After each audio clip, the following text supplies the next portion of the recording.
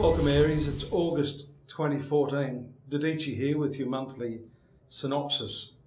And you know, the storehouse of karma for you is very intense right now, especially in your relationships. But the significant event that's just occurred is the movement of Jupiter to your zone of love affairs. Now it's interesting because this creates quite a bit of tension with these two karmic points in your horoscope. One, your past karma, your future karma. And these transiting points in your horoscope will continue now for a while to really challenge you in terms of how you deal with your relationships. And what can happen here is that if you rely simply on dealing with your significant other in the same way you have in the past, it's not going to work. There's no point using the same tool if it's not getting the job done. Jupiter's movement into your fifth sector is a very powerful spiritual aspect, and this can help dislodge some of these fixed patterns of behavior for you and your partner.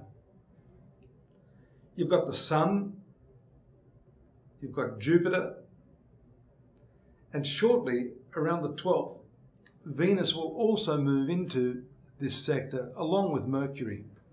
That's also very significant because that's a very positive influence for relationships. But again, you've got to be careful because that may actually just drag you straight back in to the same old patterns of behavior that have not worked for you in the past.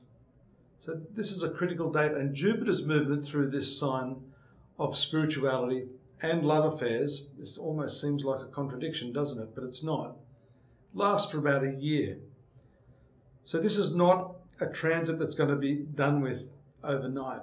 I think you've still got a lot of work to go here with your relationships. And fortunately, Jupiter is going to help you do that.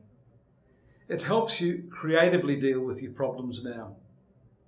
So you've got to step right out of that same old groove and deal with those people in your life that are your closest partners. Now that may be business partners as well. Mercury moves into the sign of Virgo. That's your sixth sector. And between the 16th and the 23rd, this is also significant because the Sun moves into this sixth place. This has to do with your work.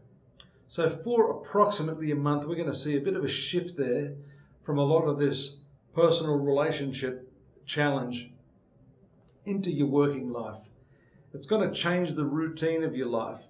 It's going to give you an insight into how you need to deal with your own pattern of managing time, dealing with your work log, and also your deadlines. But this may also relate to how you schedule your relationships into your life as well, finding a balance between these two supposedly very different areas of your life. The really tough aspects are coming later in the month, however, when we see the new moon of the 26th, again in this sixth sector, coinciding with a Mars and Saturn conjunction in your 8th house of sexuality and shared resources. Now that's a tough one. It can sometimes be a dangerous one, but there's no doubt when these two planets are together in this area, your sexual and deep emotional needs are not going to be met. You're going to be frustrated, you're going to feel obstructed and delayed. Again, that's why I say you've got to fall back on the position of Jupiter, this spiritual insight, this planet of foresight, fifth sector, where this transit is occurring does have to do with foresight, how you actually look ahead. Now, that doesn't just mean predicting the future like I do. This means looking at the consequences of your behavior, the consequences of a word that comes out of your mouth. Because, of course, being Aries, you're somewhat impulsive at times.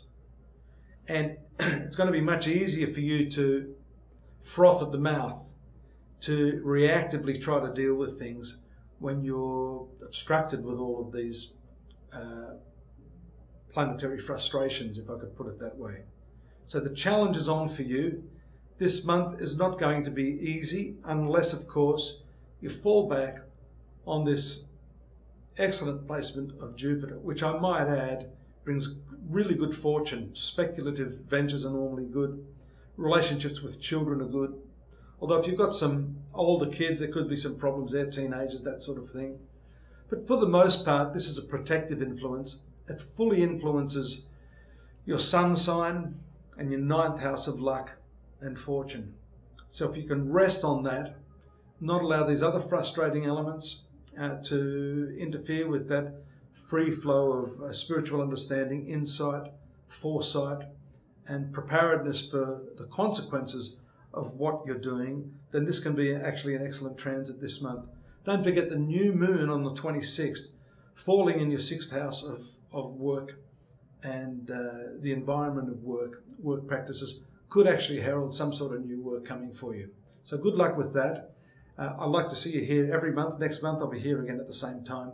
In the meantime, don't forget to join me at astrology.com.au for more detailed information on your sign. Take care now. Bye-bye.